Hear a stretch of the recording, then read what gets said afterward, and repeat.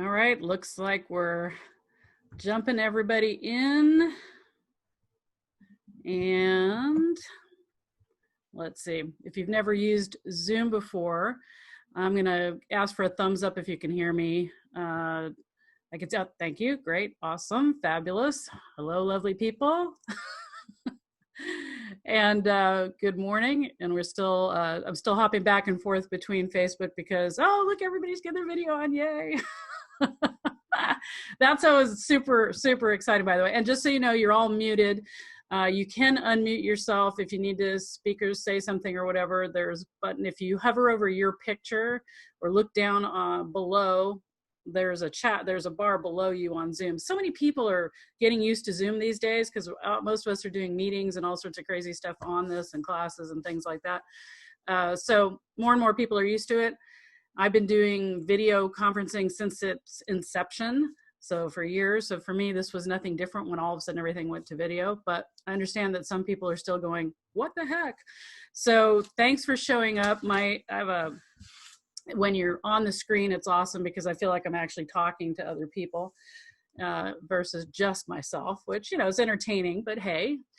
My daughter told me a super sweet story. She's just turned 17 years old, and she was, she's doing online school.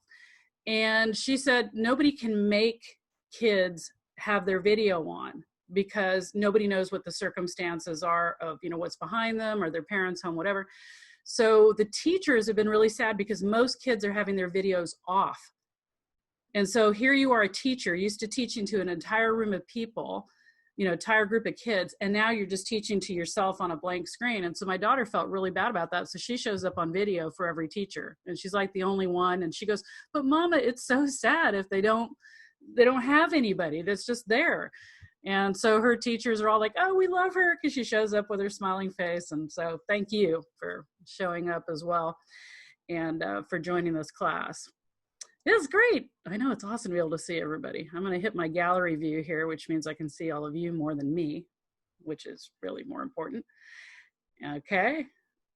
Hello. And I know that people are coming from all sorts of different places too, which is super interesting. Somebody from Chile, I think. And so around the country, we've got UK. There's a chat now. We have a chat feature that if you have a question while I'm talking, you can drop it in the chat box. If you want to say hey to everybody and where you're from, you can do that in the chat box. No problem there also. And anything else you want to participate in that way is awesome. I still got a couple of people here showing up, so I'm letting them in. Cool. Awesome. Okay. So I'm going to keep my eye on that admit button to let people in. And good morning. So everybody, hey, I am Tanya Diamond, and I'm trying to see if I see some familiar faces. I may have talked with a few of you. Oh, there's somebody asking, I'm in your class. It's asking me in Zoom for a password. Did any of you have to use a password? No. Yeah, I didn't think I set it up like that. So let me just hit this person. I'm doing this on my own, obviously, no admin behind the scenes, you know, taking care of all of you that have trying to get in. So let's see. No password needed. All right, good. Okay, I'm gonna get started and people will figure it out as we go. So once again, Tanya Diamond, thanks for joining me. What the heck are we doing here even, you might ask yourself. And this is a kind of a pet project of mine, this No Woman Shall Be Left Behind in understanding how to become their own sexual healer. And the reason for that is that I've been teaching sexuality and healing methodology, and I'm a personal development coach for the last 35 years. And so what I've noticed is that one of the things, you have your doctor, right? So you can go to the doctor and talk about if you're having a problem sexually or with your body parts, or you can go to a therapist and talk over there. But that kind of in between range, you know, like what do we do in between? Doctors, you know, they're pretty cool. They will tell you a lot of things, but it's always really clinical. A therapist has also, for a lot of parts, very kind of more clinically oriented than not. And I think there's the whole idea that we might have to go to somebody else to actually find some healing has been something that's kind of irked me for a while, because in the world of sexual healing, if you know anything about neo-tantra, there are sexual healers out there that actually, it's an industry even. And I was one of the first way back when, like 25 years ago, to jump into that scene. And what I noticed was a lot of abuse happening, because the people that are doing the work, and you'll learn more about what sexual healing is in that regard, have their own wounding and have their own maybe lack of boundaries and have their own issues that they haven't really dealt with as much. And so that means that somebody else going to them, it's like having a therapist that's gone rogue, you know, like a therapist who's going to you like, yeah, they're taking their own shit out on you. And a therapist who's now decided that they are the Lord God of therapy, and basically, you know, the way they say it goes, and, you know, they're going to heal you by God, you know, that's how that's going to work. And so that kind of stuff has always really bothered me. And this is such an intimate journey, you know, our own selves, healing ourselves seems to be the first start. Then if you want to go explore and do other things with other people, that's great, but you have a foundation for yourself. You have some boundaries that you've learned for yourself. You've already created a journey and a path for yourself. And that to me is empowerment. If you know that you've got you, from there, what else is possible? Pretty much everything. So, all right.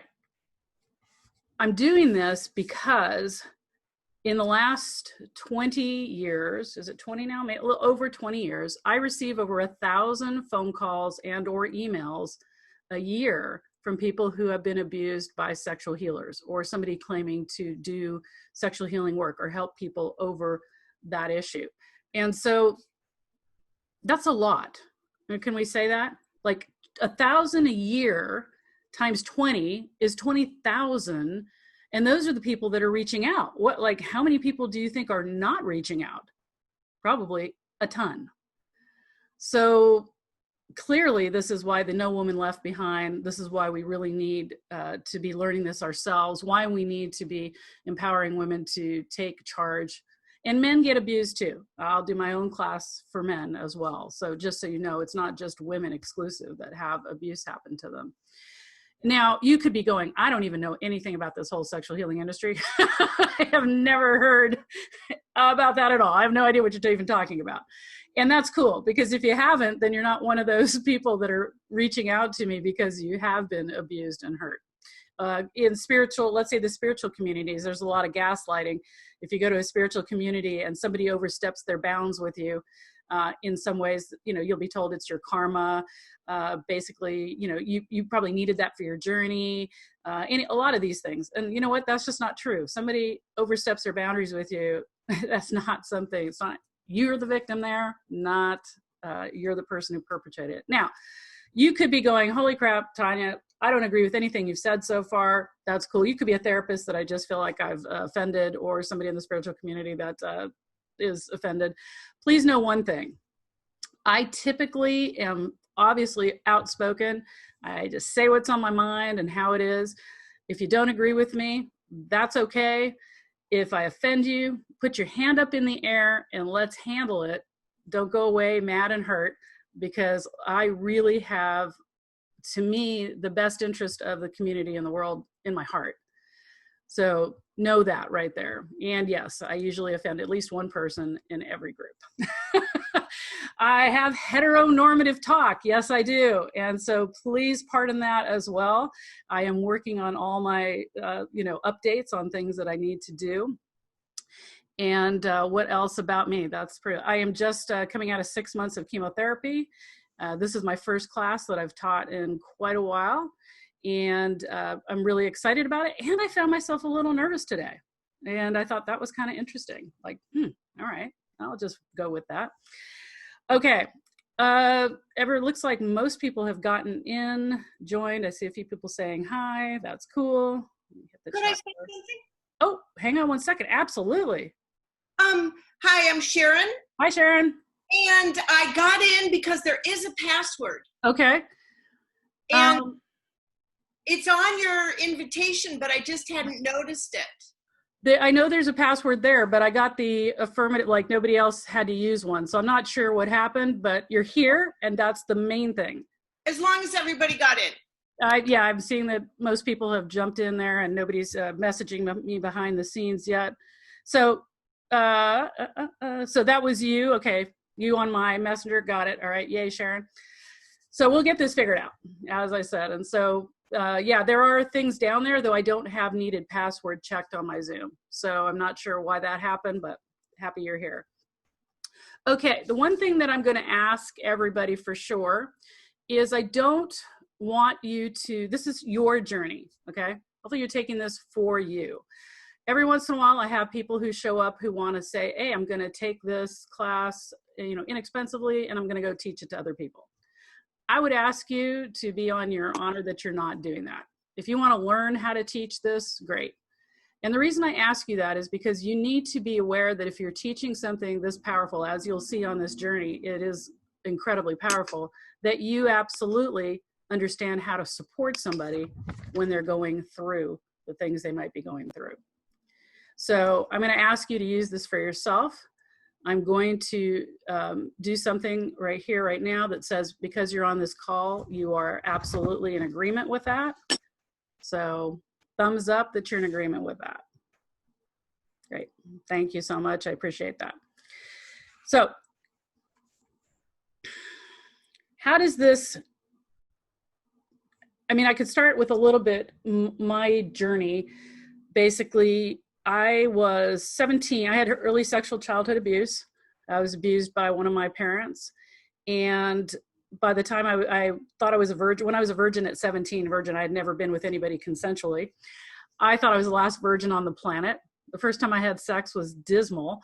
And I was like, wow, this is kind of bad. And my partner was like, well, no, it gets better. And I'm like, dude, it would have to. Like, literally, nobody would do this ever again.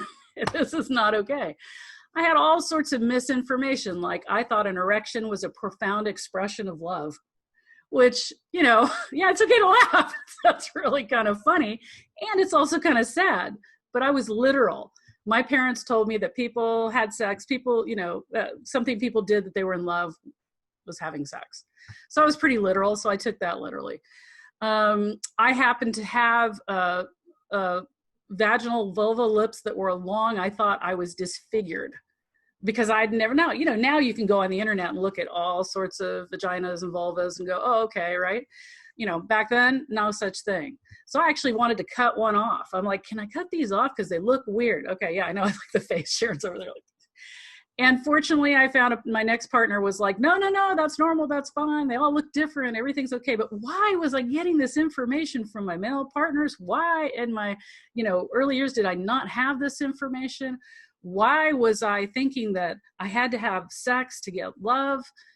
What is up with all this stuff, right? Why did I allow myself, and I say allow myself to be raped because I got involved with a guy, met him in a bar, went home with them, decided I didn't want to have sex, but I kind of knew that if I didn't have it, it was going to go bad, And a lot of women I've talked to have been in those kind of positions where it's like you're all of a sudden thinking, or the position where you're in bed with somebody having intercourse and you realize they're checked out, you're checked out, and you're just laying there waiting for them to get done. Like, what is up with this? Where is this stuff coming from? And why are we doing it? We're chasing orgasm as a goal. Like, if you don't have an orgasm, there's something wrong with you. Or if you orgasm too easily, there's something wrong with you. Because I've had women say that. I have an orgasm every time and I don't really like sex. And you're thinking, what? I thought that was the reason. No, there are plenty of women who orgasm is not equal sexual satisfaction. Then there's the whole body shame. What do you look like? I starved myself to 95 pounds because I was worried that I didn't look good enough. And, then I gave away, like I said, traded sex for love or affection. Thought one of my favorite things is, if I'm hot, I can get my partner off really fast. What benefit is that? No. Okay, so what I'm trying to tell you is I kind of been there, done that. And if I were a man, people would say I was a stud, but because I'm a woman, they use the other S word. Even that's like wrong. What's up with that? So it was a long time before I realized I was kind of missing this whole connection piece in regard to sexuality. Like, yep, sex is fun. It's awesome. I love sex. Why do I like it when it's not that great? Well, what am I missing? What am I getting? What am I not getting? It's been a journey. Let's just say that. And it wasn't until I was probably 27, 28, which granted is pretty darn young to, kind of get all of this stuff together, because I work with people in their 50s, 60s, and 70s who are still like wondering what's up with my body and does it work? So I feel grateful for that I found some teachers and some people that were able to give me more information on something deeper. And that depth of connecting to myself, like what was I hungering for, was really the fact that I had abandoned myself. That the way sex had been taught to me, the way I had experienced love and sex, all of these things had caused me to abandon myself. And so I was looking to fill me. And whether that was with a penis, whether that was, trying to have what I call violent orgasm, which is trying to get off as fast as you can without really being even really aroused. Women can get off without even being like remotely aroused, without being engorged, without being anything. We can actually push ourselves into a tension release situation, which is why I'm using the term violent, is because that's what it felt like to me. Now, in this journey, I don't want to take away anything from anybody. All right. So just so you know that, like, whatever you're doing now is awesome. And if you're happy with it, that's awesome. And I don't want you to even have a goal. I want you to have a curiosity, because women have too many goals already around sex and sexuality and how we should be and whatever. Like, that's crazy town. Where does that get us except performance? So while I'm talking about all this stuff, just be curious. Don't be goal oriented, be curious. Like, oh, I've never thought about that. That's curious. Oh, I like that. I don't want to give that up. Great. Don't. keep going. But let's be curious and add to our repertoire and add to our experiences. So what I came to understand about myself actually started healing through a 2-year of conscious celibacy. Because my teacher kind of said, hey, I think you're using sex and sexuality and your sexuality and you're trading like a commodity. What the heck? And so I was like, well, okay, I want you. And this was my earlier 20s, 2 years of conscious celibacy. What the heck does that even mean? Does that mean don't masturbate? Does that mean, don't date? What does that mean? So I tried a bunch of different stuff through that 2 years. I dated with a handshake at the end, because I found out that as soon as I started making out with somebody, as soon as I kissed somebody, the hormones and everything else, I was starting to do this rational trading. Well, I give up this for that, or I want this for that. And that had a feeling of desperation to it that I didn't feel really great about when I took a step back. So I tried the no masturbation for a while, no sex, just don't even be involved sexually for a while. I tried not dating, just like not doing anything with anybody, not including myself. Then I tried the, just pleasuring myself only. In fact, I went from learning to masturbate to self-pleasure, where to me, there's a big distinction between the two. One is trying to get off, and one is arousing your body to feel energy and arousal everywhere, which is really an amazing experience. So coming out of that 2 years, I had a entirely different view of what it was that I wanted, needed. Some of the things that I thought were kinks were actually things from my trauma. One of the things that I learned is that certainly if you've had any traumatic past, and I'll tell you about what that even looks like, you may be aroused by things that aren't healthy for you. So the idea that, you should just do anything that arouses you. I'm probably the only sex teacher on the planet that's basically saying, hey, guess what? No, don't just do it because it feels good, because it might not be in your best interest. Maybe we should check that out. We're drawn to things when we have trauma that actually create comfort around that trauma. So Something to think about. Okay. Why sexual healing? Like, what the heck? What is sexual healing even? It's not really about orgasm or learning to be orgasmic, though it can be. That's part of it. You should be easy in your body if that's what you want. Like I said, no goal. It's about healing self-esteem around your sexuality, what that means to you. What does your sexuality even mean to you? To me, it means that basically everything, I'm a full, incorporated, integrated being.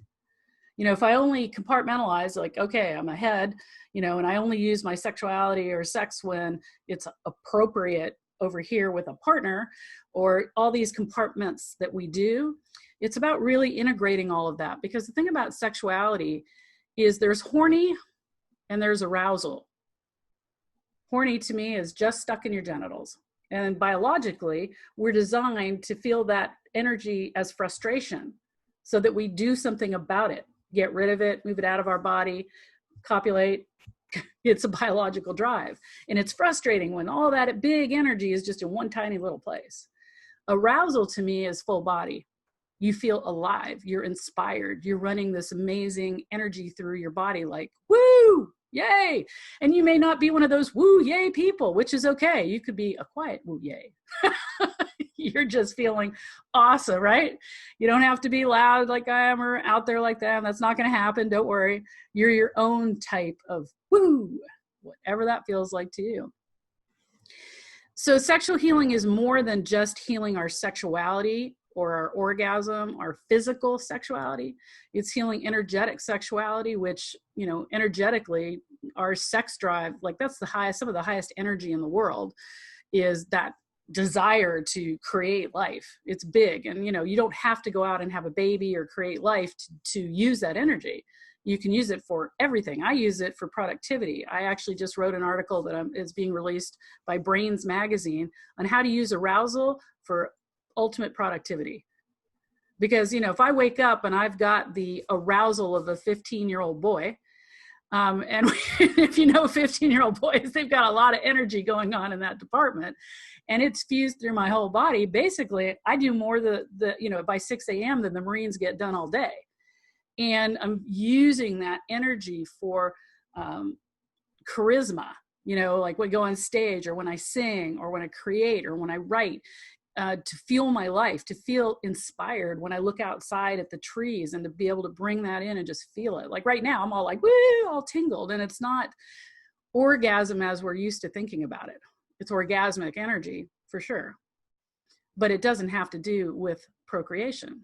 It has to do with just not being blocked, not having things whirling in my head that are keeping me distracted from actually feeling my body. So one of the things that people will say to me then is, well, Tanya, that's all great. If I run around like that, I'll be frustrated. Well, once again, if you're trying to harness all that energy into one tiny little place, yeah, you'll be frustrated. If you're actually letting it expand through your body, you won't. In fact, you'll feel awesome. And then somebody says to me, Tanya, you know, so you're running around horny. No, once again, horny is procreative. I'm running around aroused. Aroused. If you're aroused, then you don't need to worry about whether you're having an orgasm or not, because literally you are, like all the time. So the next question is, how do you get anything done? Well, because it's not the same experience. Somebody says, I don't have time for this, Tanya. I had somebody drop my course once because they're like, I don't have time for that kind of stuff. If you don't have time to be in pleasure, I don't understand. You know, and you can explain it to me if you want to drop in the chat box or hit your thing and say why it is that being in pleasure, feeling pleasure through your senses is inconvenient or wrong or doesn't feel right. You can certainly let me know. I'm open to hearing about it. But I think that pleasure is healing. I am 100% in belief that pleasure is healing, and not, you know, and once again, not just horny, but arousal, pleasure through your body. When I look outside and I see green, it's like vibrant. When I taste a food, it's explosive.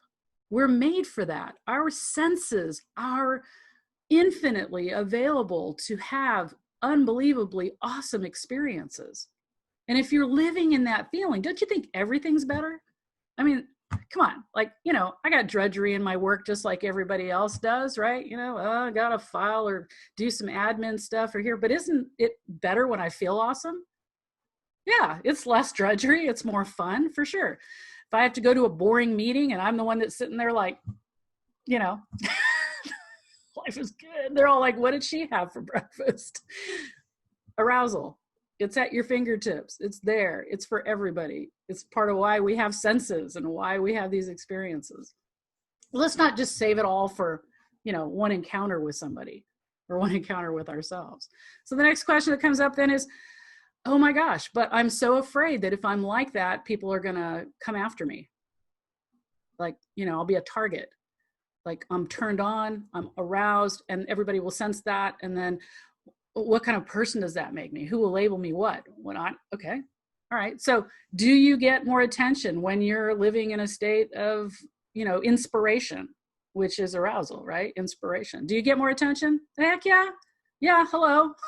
Yeah, you do. The other thing about it though, is the intent of it isn't driven by a trauma, or it's not driven by a desperation, or it's not driven by, that idea of horniness. It's not driven by that. So actually the feeling of people that get around it is a little different. Sometimes it's confusing to them. Certainly I have people come up and think that I'm available. What is that? I am available, but with discretion about what I want to do. So yeah, there are some people that get confused when they're standing around me and thinking that, if I'm that on in my life, that must mean I'm that on. And, I get to say no, which is great about healing as well. The great thing about understanding sexual healing is a lot of your boundaries, limitations, and other things like that are stored in that area. And so, and your will right above it. So if you are having problems with boundaries, this is an area that needs to be healed. And probably the first time we ever get compromised in our boundaries is as children, infants. As an infant. So if you want to know why sexual healing, where does it come from? You might even say, Tanya, I've never had any trauma in my life. All my sex life's been good. I got great education and everything else. I'm like, awesome. Please, and definitely put your hand in the air. If you don't have any trauma, you probably wouldn't be in this class. But, there are people who say that. And yet if I say, when you're a baby and somebody changes your diaper, and let's say it's your mom changing your diaper, and your mom is uncomfortable because she had sexual wounding, or she's uncomfortable around genitals, her own, whatever, she may treat you a little bit more rough, not intentionally, not wanting to, but kind of get it job done, kind of thing. Or if your dad is, or if you're cleaning your son or whatever, the way, you tell me anybody that when if you've had children, you take off a messy diaper, that you don't have a kind of response to that, at least, you're not like going, oh, this is so cool. Yeah. You're not. So you're imprinting on this little infant that's laying there, this kind of disgusted look or face or whatever. And infants are all about absorbing everything, every look, every feel, every energetic experience. They're all about absorbing. So that's going to happen. How many people were told when, all kids touch themselves, how many people were told, hey, that's really awesome that you're exploring your body. That's so amazing. You're exploring your body. That's great. And you know what? I want you to continue to do that. And here's the deal. Because of the society we live in, you can't really do it out here with other people, because if you say to somebody, that's awesome, that's for private, then later on when you're with your partner and you want to touch yourself with your partner, you got to overcome that hurdle because it's private. It's something you don't do in public. It's something, right? So even when we try to be as open as we can, and as conscious as we can when we're raising our kids or being raised, it doesn't always come through, right? And we're scared. Maybe we don't want our kids to get hurt. So, we tell them, oh, don't wear that, or don't do that, or don't be like that, or don't put that out there. So it's easy to have these early, maybe trauma's too big of a word, but these imprints and these experiences that create dis-ease in ourselves. Whether it's our genitals, what about, there's always that uncle or grandfather or grandmother or somebody who grabs you, hugs you inappropriately when you don't want it. Like maybe they're not doing anything overt, but the fact that they've got a weird energy to them when they do it, and then your parent tells you, no, you don't, I don't want to hug, Aunt Mildred. And your parents like, you'll hug Aunt Mildred, right there, boundaries being crossed. You don't want to do something, you say no to your parent just decides to overshadow that, grab you by the arm and drag you out of the car. And, lots of stuff. And I'm not blaming, I'm not saying, if you've done any of that stuff, I get it. Absolutely, 100%. It's like, how do we raise that consciousness? How do we heal ourselves so we can help heal other people, like our kids, when we're raising them, or not create the trauma. But what I am saying is that it's really easy, so easy to have been disregarded, objectified, have your boundaries crossed, been given misinformation, not talked about. I mean, the biggest thing that happens for most people is you don't have any sex ed from your parents. They just don't talk about it.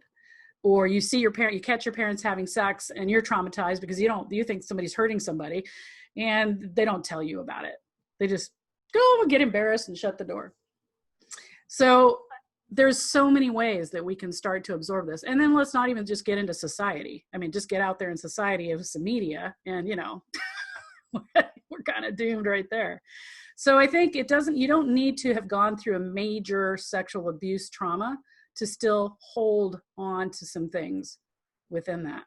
So now, all of you are here for a reason, whether it's curiosity or you had something specific. I want you to take a moment and I want you to think about 3 things. If you grabbed your journal, great. If you got just a pen and paper, great. Just grab something. I want you to write like 3 things if you could heal around your sexuality, and whatever that word sexuality means to you. Does that mean your body? Does that mean, your pleasure? Does that mean whatever? Just write down 3 things. And if somebody's super brave and wants to, drop them in the chat bar. But I'd be really interested, obviously, to know that. But I also want people to feel safe and stuff, so you don't have to share. But it'd be great to see 1 or 2 things in the chat bar that I could look at. And what are 3 things that you could heal around these issues that I've been talking about?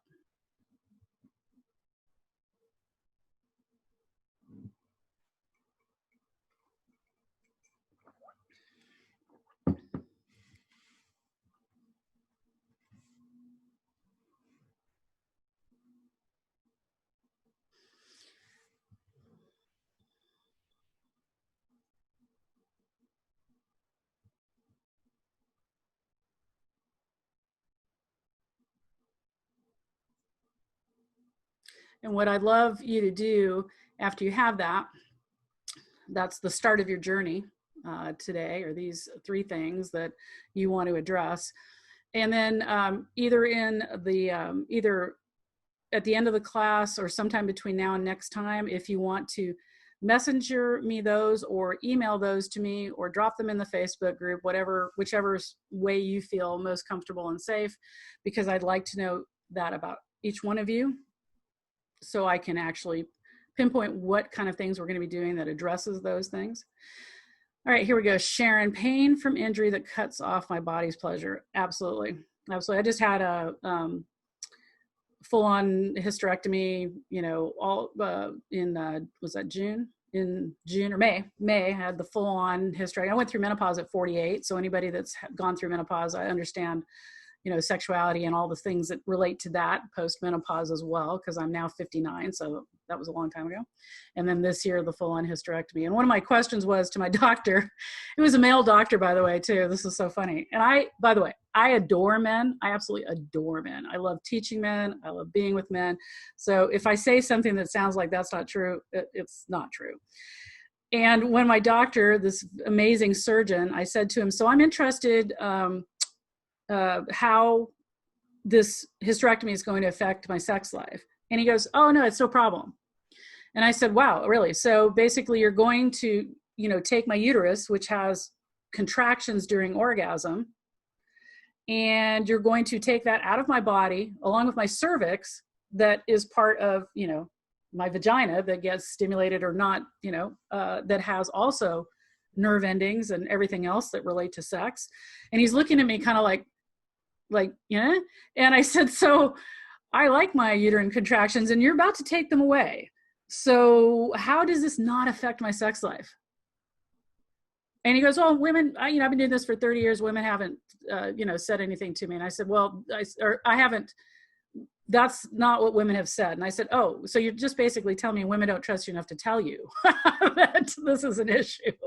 It doesn't mean your sex life is gone for sure, right? But that was a big thing to me. And he just was looking at me like I'm crazy. Like, dude, you just got, diagnosed with fallopian tube cancer and you're worried about your sex life. Hell yeah. Yes, I am.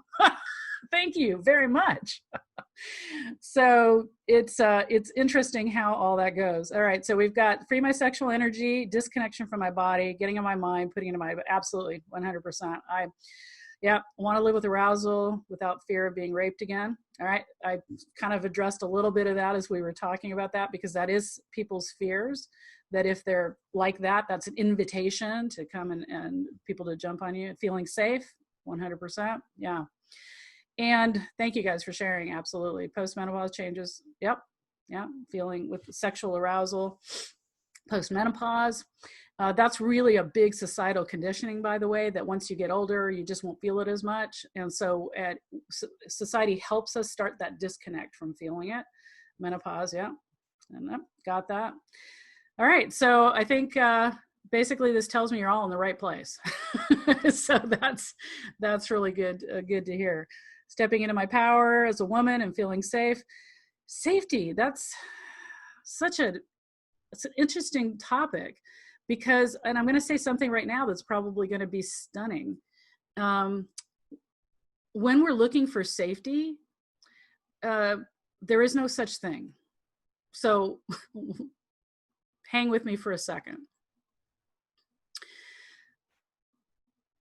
Safety, the way we think about it, means typically that something has to be safe out there, right? Out there, safe, to be able to accept it, bring it in here.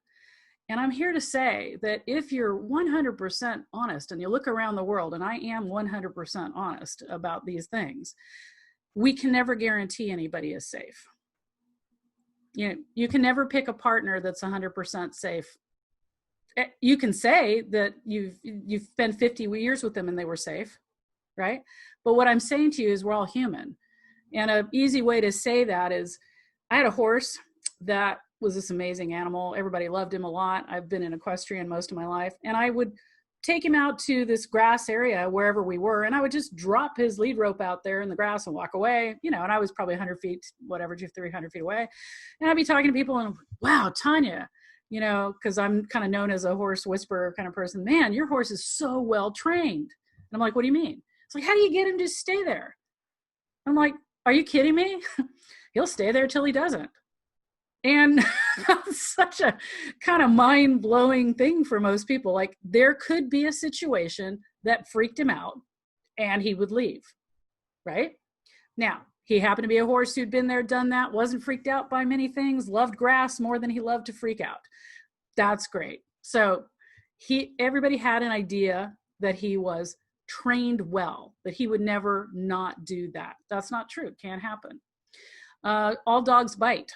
I did animal behavior work 15 years. People say my dog doesn't bite. I'm like, yeah, your dog hasn't bitten anybody. Come along a circumstance, you see it with older dogs, they start to get arthritis in their hips and things like that. Somebody comes along and pets them a little too hard in a place that hurts, they turn around and snap because they were in pain. Okay? Everybody in any circumstance can do something that's seems out of their character. So what we want to learn is how to be safe here. We want to learn how to be safe and feel safe inside. That's why we're here as well, because safety is an inside job. The one thing you can guarantee yourself when you have good boundaries, when you're not disconnected, when you live in a state of arousal versus hypervigilance, because you'll find out that a lot of people that have had trauma feel empathic in the world. What they are is hypervigilant, looking for the next dangerous thing. And that's different. Empathic versus hypervigilant, pretty different. One lives in anxiety, the other doesn't. Hypervigilance is anxiety run. Anxiety cuts us off from pleasure. Absolutely, 100%. sex has become painful since menopause.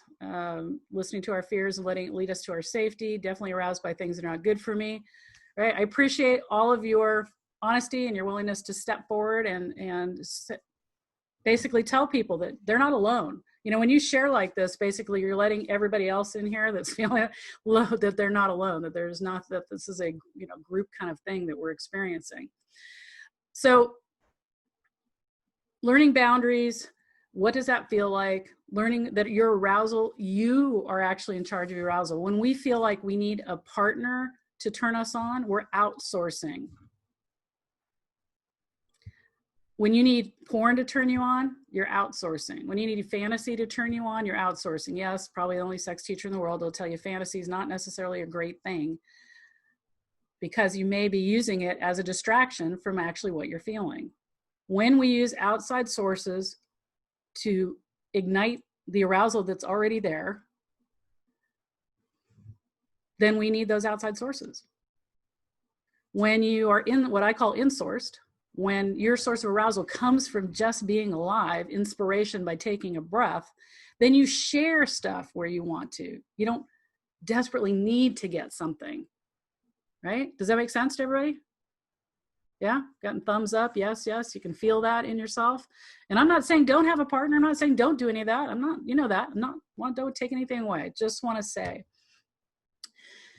that this ability to feel satisfied, to feel happy, integrated, content, aroused in your body, in your life, gives you so many more options and gives you so much more freedom than it does when we're seeking outside sources. Sharing from a place of, I don't need you to give me an orgasm. First of all, men, people, other people don't give us orgasms. We allow them to happen. So if you're not orgasmic, because there may be some of you who are like, I really struggle with orgasm. Also understand that 87% of women do not orgasm through intercourse. You know, when I found out that, I was pretty surprised, you know, because that's an expectation that everybody has. And, you know, they think that's how it should be and whatever. 87, why? Well, there's different reasons for that. And I'll talk about that when we get into that particular module. But that doesn't mean you're broken, you know. I remember when, and I hate this word, but I'm going to use it because it describes exactly that. So I remember, you know, years ago when squirting became the new thing, when men were calling me up going, oh my God, can you teach me how to make my woman squirt? And, you know, and it was the new porn thing. Porn kind of leads, by the way, I don't know if you know this, but the porn industry leads fashion and sex. You know how the media leads fashion, what we're wearing? The porn industry actually leads the fashion in sex. What's the latest thing that's happening sexually? You know, way back when, it used to be that if a man wanted anal sex, he had to be married and it had to be years into the marriage, and the woman had to think about, she wanted to give him something special for his 50th anniversary. So it was some like huge like thing that nobody ever asked about or talked about or whatever. People were like, now I have like 12-year-old girls asking me if it's normal to have double penetration on a first date. Wow. Why? Well, porn has changed. Porn has evolved what we're doing. In fact, we have, I don't know if you know this, but anal bleaching is a thing. When I first heard it, I'm like, dude, what? And it became popular through porn. And all of a sudden, you know, women are saying, oh my gosh, do I need to get my anus bleached? And check it out. There's spas. I mean, you can go to a spa to get anal bleaching. Now, I'm super curious. I don't know that I started asking men then, do you need your partner's anus to be bleached? And they're like, what? So this became a woman's thing to do. And like I said, if that makes you happy and you're into it, awesome. I want to know how it goes. I didn't see videos first. I imagine, like, you know, the tooth chart when they check out if your teeth are white, you know, they hold you a mirror and you've got the chart back there and you're like, well, now that's not quite the right color. No, I think with my skin tone, I could go a little bit. So anyway,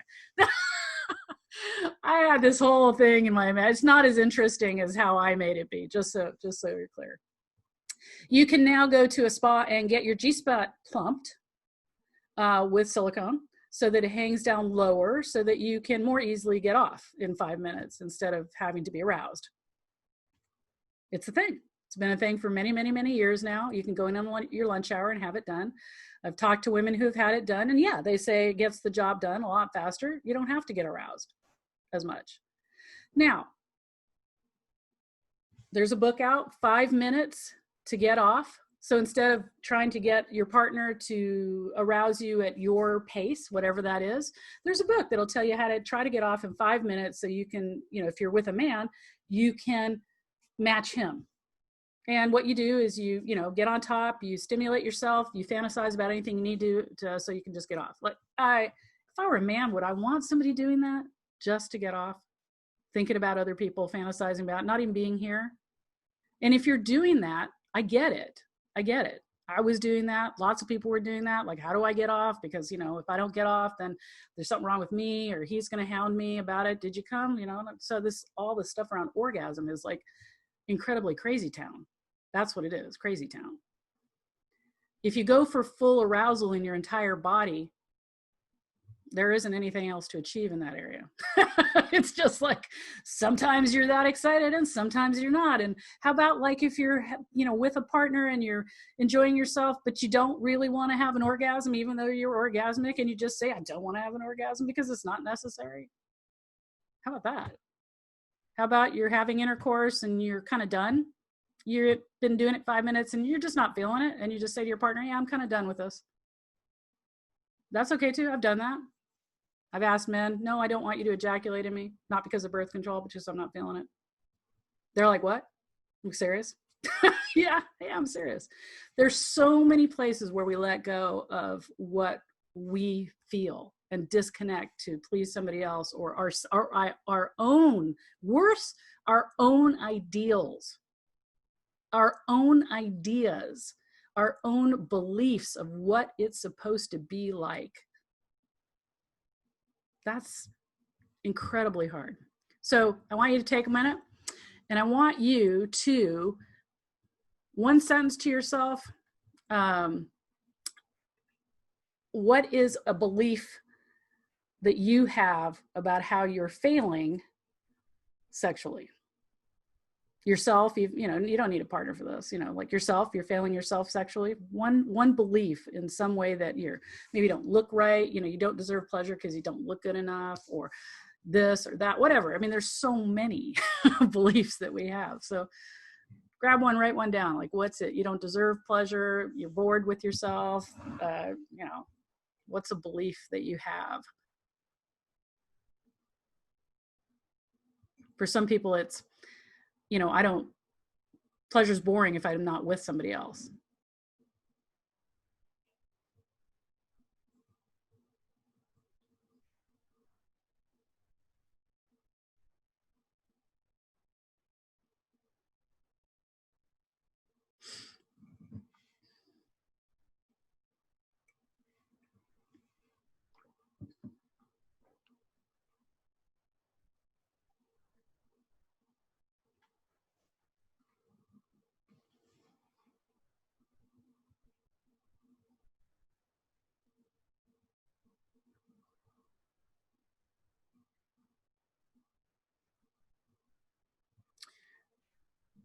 Thank you, Paloma, for that. I don't feel like I'm a very sexual being. That's always a really vulnerable statement to make, a thing to believe about yourself, and a vulnerable statement to make. I mean, all these are vulnerable statements. We're working with, major intimacy. And intimacy and sex, by the way, in our class, two different things. Sex is the physical act of sex. Intimacy is vulnerability. It doesn't have to be sexual. You can have intimacy and sex. You can have sex without intimacy. Just so when I say those words, you know what I'm talking. I'm not sexual enough at the time. Okay. So arousal, it seems like there's some arousal beliefs there. I put on a performance. Yeah, a lot of people do this and lose myself in it. If I lay still and go inside and enjoy it, I feel like I'm a boring sex partner. Yeah, right? How do we not be boring? Woohoo! You got the tassels. Unable to not disassociate. Should have figured it out at my age. No. There's so much disassociation is one of the number one things that happens sexually, and we do it different ways. So just so you know, that's one of the most common common things around sex. Not able to experience full sexual pleasure. And when you say that, not able to experience full sexual pleasure, does that mean non-orgasmic? Does that mean, because that's, I'm not, full sexual pleasure can mean a lot of different things to people.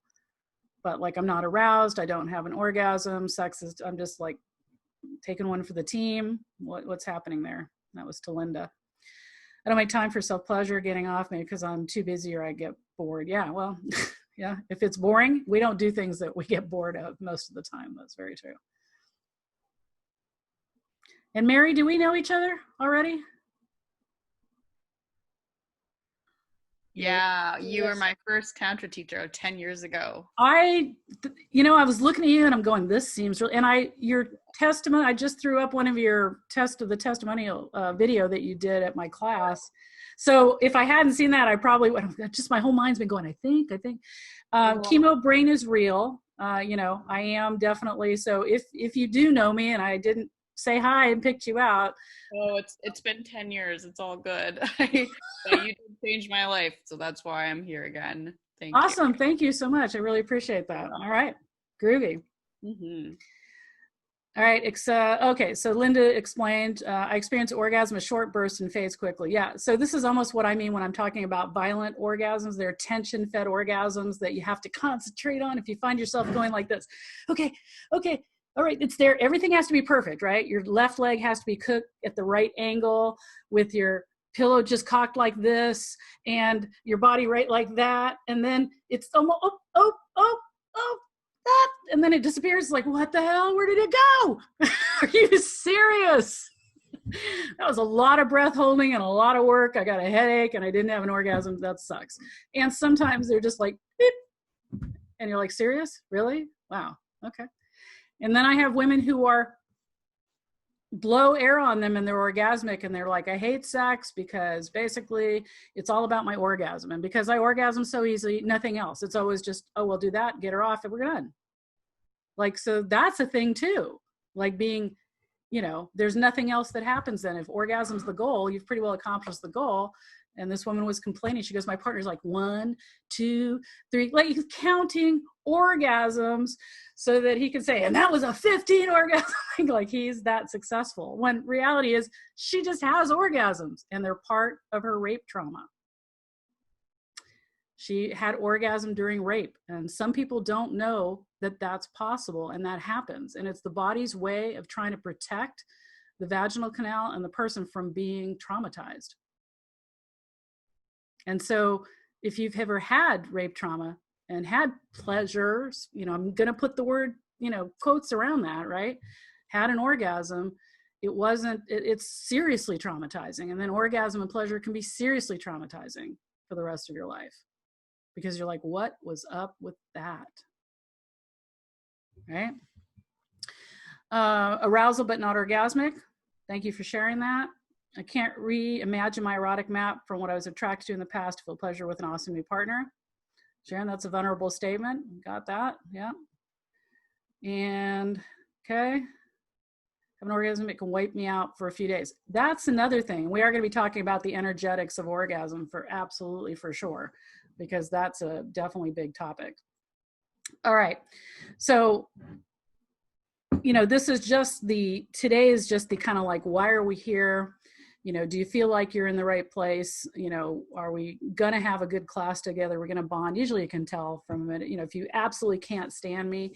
I did want to remind everybody that, if you part of signing up for this, other than no woman is left behind, which is really important to me that, women get this information, is if you don't think you're going to get anything, you don't like me, whatever reason, and you want a refund, whatever that was, remember, I just want to let you know that you've got, until like, I think the 10th or something like that, to just write me an email and say, yeah, you suck, forget it. You don't have to say you suck, but not for me, not going to do it. And I like those types of things in classes to always be transparent, because usually, it's in the fine print hidden somewhere. And then all of a sudden you're like, well, this isn't working for me, whatever. And you can't figure it out. And then they say, oh, sorry, you missed it by 30 minutes or whatever. I'm just not into that. That's not the kind of teacher that I am. So And the thing to understand about all of this, all of these pieces that you're feeling, that you're having, that you're experiencing, and the places you are, and this belief system you have, it's, when I break this down, it becomes really simple. There's contraction and there's expansion. And if you look around the universe and nature and everything, you'll see this to be true for everything, right? Muscles contract and things expand.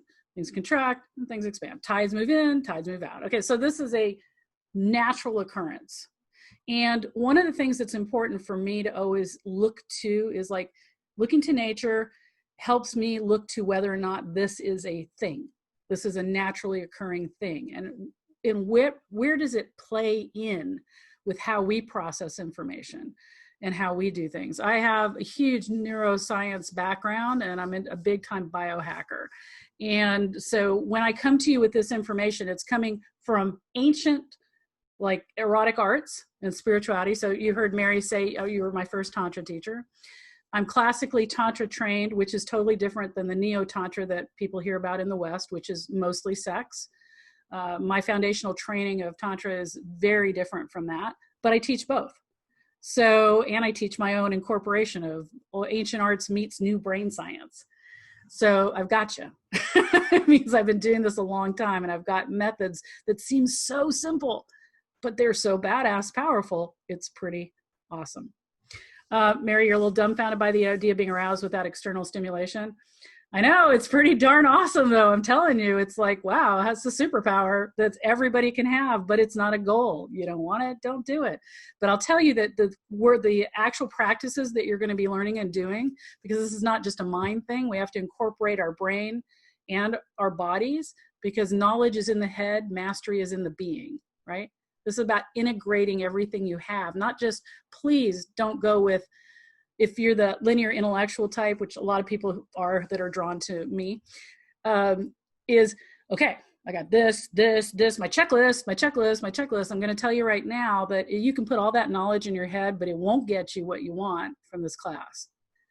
So remember, we've got to be able to integrate it into our bodies. And the practices that I'm going to teach you are simple, easy. You're going to be saying, really, seriously, but they are incredibly powerful. I did a 6-month, I did a women's book on healing sexual dysfunction.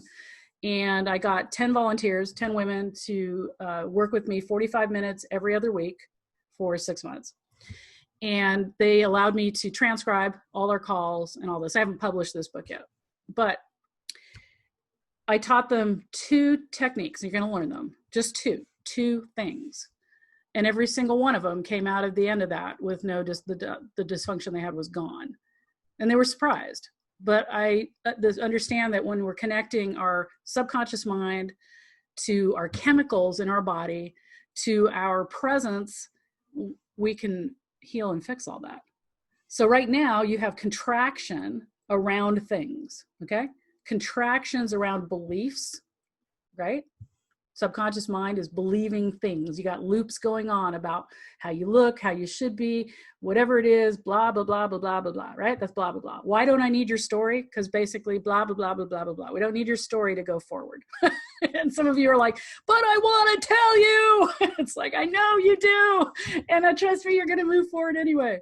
But you can always write to me. It's okay. You can write to me anything you want, I will read every single thing you write to me, but it won't change what we're going to do.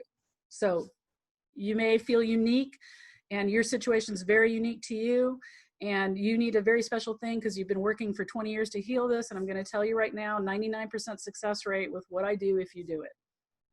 That's a bold claim. That one person that wasn't success, they didn't do it. Mary knows. Mary's like, yeah, I've seen this stuff happen. So, all right.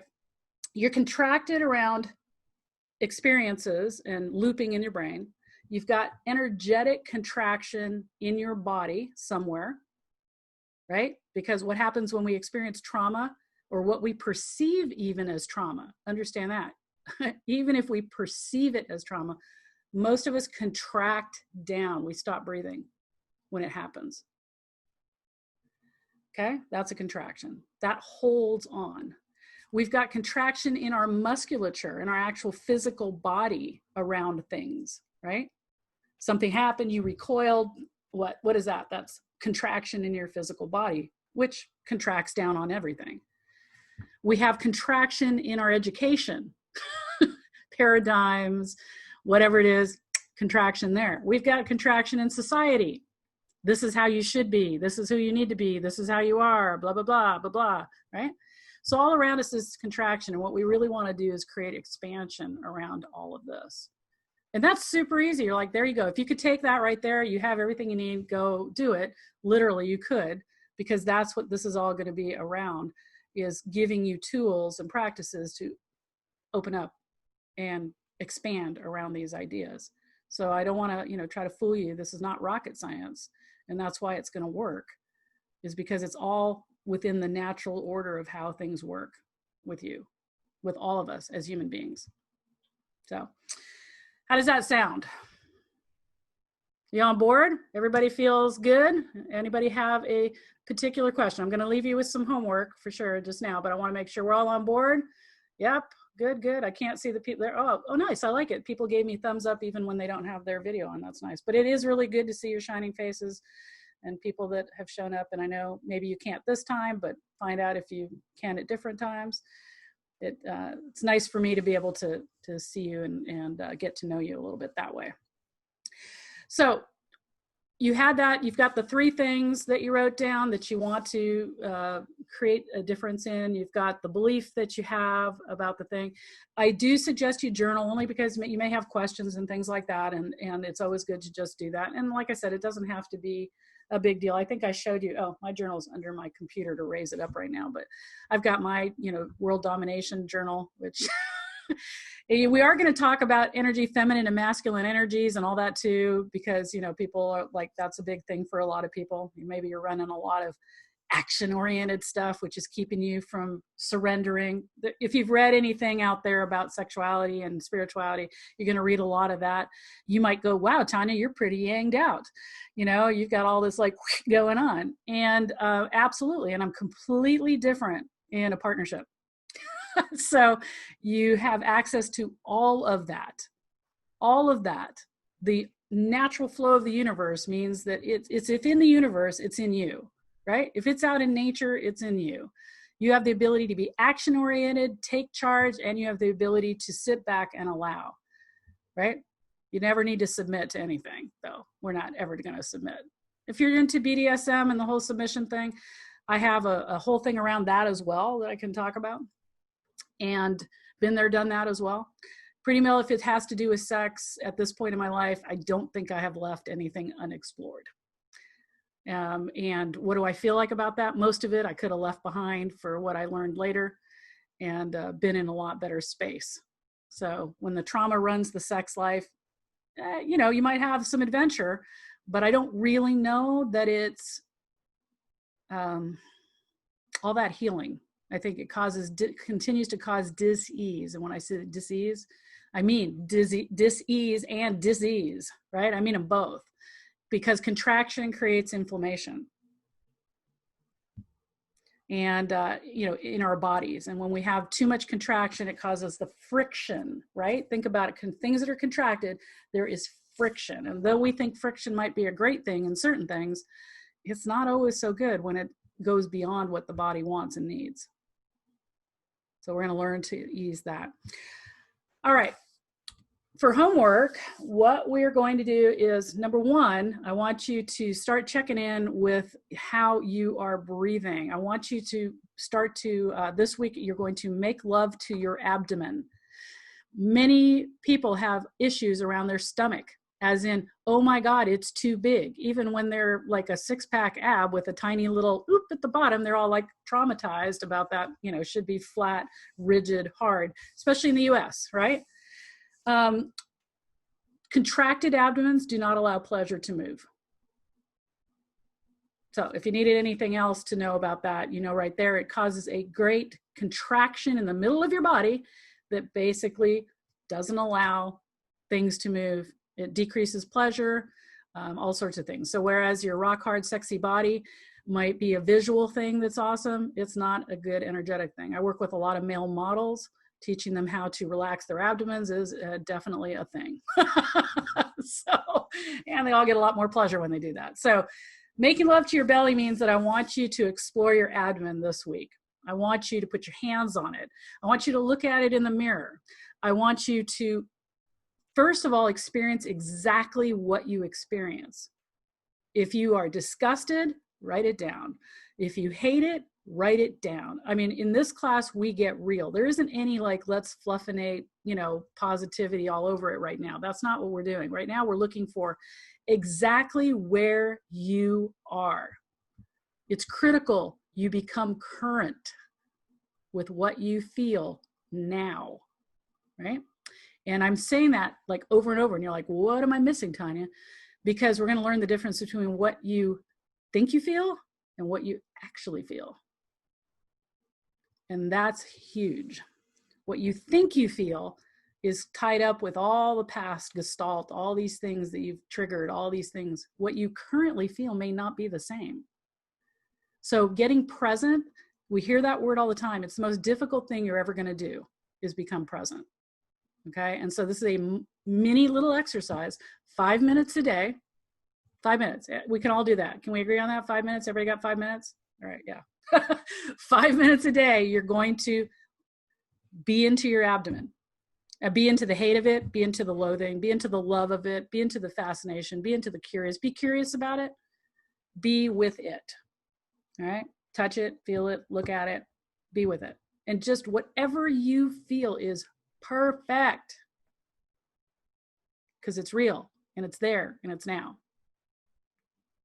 Got it? All right. The other thing I want you to do is called a vagus nerve breath, and I want you to do that 5 minutes a day. Basically, that's really simple. You take a short inhale and then a long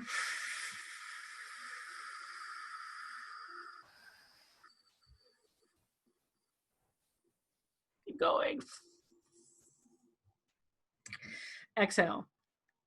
Short inhale, long blow out the birthday candles, exhale. Pretend there's 200 birthday candles on that cake and you got to blow them all out. You want the longest breath that you can breathe. And just 10 of those for 5 minutes. You do 10. If you get lightheaded, stop and then start again. So for 5 minutes, however many you do within set a timer so you're not looking at your clock. And just be present to that breath. I want you to be thinking about that blowing out. I want you to think about the exhale. Think about the exhale. People who meditate, if you're meditating for an hour a day, I want you to knock it down to 5 minutes and with 100% presence. If you're meditating an hour a day and you're 100% present, you got it. Don't worry. But most of us are trying to meditate, but we're not really present. We just keep trying to come back to things. So we're going to knock everything to 5 minutes because we want to be 100% successful at doing this. If you don't, this is an everyday thing for the next week, right? Every day, these two things. And we're going to find some patterns too. Like if you don't do it and tell me I didn't do it, it's like, why? 5 minutes, really, seriously, 5 minutes. So this is to discover patterns in your life that you do. And trust me, this pattern will be a pattern that you do everywhere. You're going to be an overachiever. There's those too.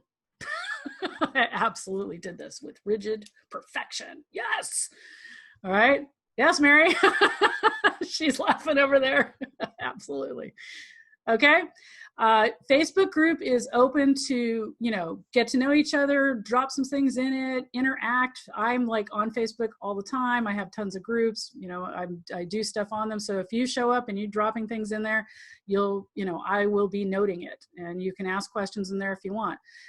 You can use it as an accountability journal. Day 1, check. Day 2, check, right? If that helps to, that I'm looking and you'll do it because of that, awesome. Observations, did it. This is boring as hell. If you're bored, it's okay. I really, literally want you to be 100% present to what exactly you're feeling, right? Get that? Yes? Sounds easy. Let's find out. Abdomen week, breath. Those are the two things. See you on the Facebook wall or see you next week. All of the links, I think it might be the same link. I don't know. I used it as a reoccurring, but we'll see. You can always go in the Facebook wall there and grab that link for the next class, and I'll see you next week. Bye, everybody. Thank you. Love that you're here. You made my Saturday. Yay. Bye.